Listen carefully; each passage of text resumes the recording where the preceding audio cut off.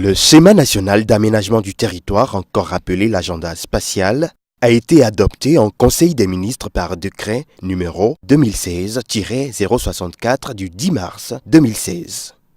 C'est le fruit d'un long processus de réflexion et de concertation conduit depuis 2010.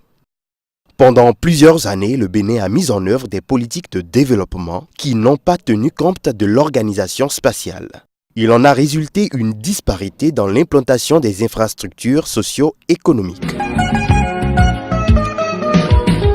Pour corriger ces disparités et induire un développement harmonieux de l'ensemble du territoire, il était important que le Bénin se dote de cet important outil de planification qui est le schéma national d'aménagement du territoire, encore appelé agenda spatial. Il vient pour corriger les disparités et induire un développement harmonieux de l'ensemble du territoire. Il constitue un cadre de référence spatiale qui rompt avec la vision sectorielle et facilite la coordination des actions d'aménagement et de développement des potentialités territoriales. Le document de l'agenda spatial comporte 3 parties essentielles. La première partie établit un diagnostic synthétique et fait un bilan des choix de développement qui ont été, depuis les indépendances, un handicap pour le pays. Dans cette première partie, le cadre stratégique dans lequel l'agenda spatial prend son ancrage est mis en relief, ainsi que les choix de développement du Bénin qu'il convient de territorialiser. Dans cette deuxième partie du document, il est présenté 3 grandes orientations, encore appelées options. La première option propose une organisation de l'évolution spatiale du Bénin autour de 6 pôles régionaux de développement. Chaque pôle est structuré autour d'une ou plusieurs villes motrices avec en arrière-pays des territoires aux potentialités et vocations précises.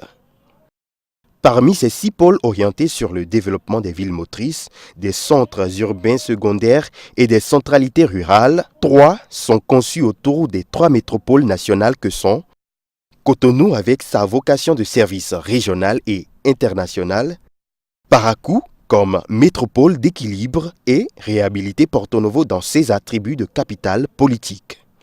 C'est une option qui propose par ailleurs le renforcement des réseaux de transport, d'énergie et de communication nécessaires au développement des entreprises, la promotion des centres ruraux connectés aux villes motrices et où l'accès équitable aux services sociaux de base est assuré.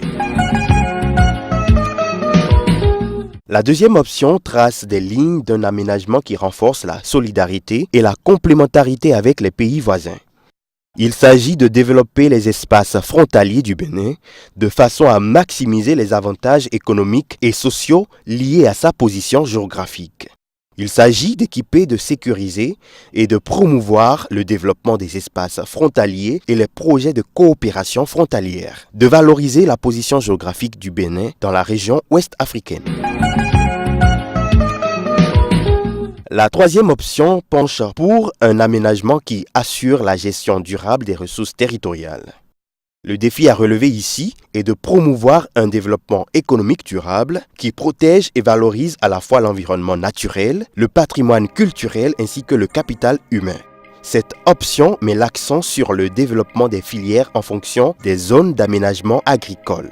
La troisième partie de l'agenda spatial est consacrée au cadre de mise en œuvre. Elle décrit les instances de pilotage, le mécanisme de suivi-évaluation et les actions de mobilisation des acteurs à différents niveaux. Nul doute que la réussite d'une politique d'aménagement du territoire relève d'une volonté au sommet de l'État. Dans ce sens, la mise en œuvre de l'agenda spatial bénéficie de l'accompagnement des pouvoirs législatifs et exécutifs. Le gouvernement de la rupture a engagé son opérationnalisation.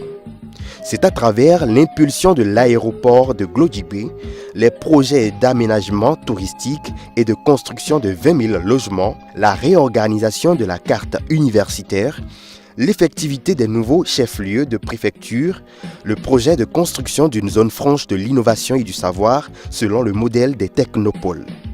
Les axes stratégiques numéro 6 et numéro 7 du PAG, consacrés respectivement au renforcement des services sociaux de base et protection sociale et au développement équilibré et durable de l'espace national, s'inscrivent bien dans la logique de la mise en œuvre du schéma national d'aménagement du territoire.